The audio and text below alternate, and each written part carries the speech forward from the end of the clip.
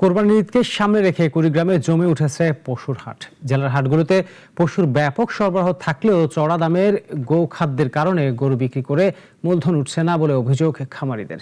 ফজলুল করিমের রিপোর্ট, জানাচ্ছেন শাশ্বতী সরকার। ঈদুল আজহার সময় ঘনিয়ে আসায় জমে উঠেছে কুড়িগ্রামের পশু হাট। ক্রেতা আর বিক্রেতাদের হাক ডাকে সরগরম হাটের বেচাকেনা। জেলার চরাঞ্চল ও স্থানীয় খামারে লালন পালন করা গরু, মহিষ ও ছাগলে ভরে গেছে হাটগুলো। তবে এবার হাটে বেচাকেনা অনেক কম বলে জানান বিক্রেতারা।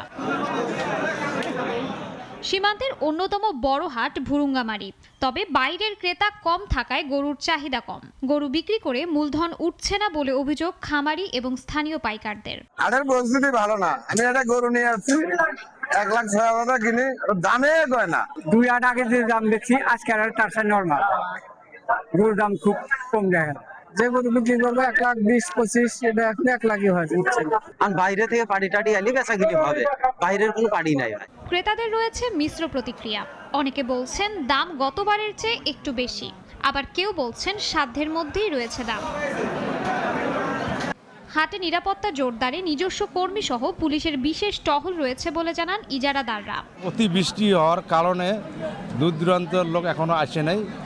যারা গরু নিয়ে আসতেছে তারা বিক্রি করতেছে কম, রেটও কম। আশা করতেছি আগামী 2-1 হাটের মধ্যে ক্রেতা আসবে এবং বিক্রেতার সংখ্যাও বাড়বে। এদিকে অনিয়ম ও ভারতীয় গরু ঠেকাতে নিয়মিত হাট মনিটরিং এর কথা জানান এই কর্মকর্তা।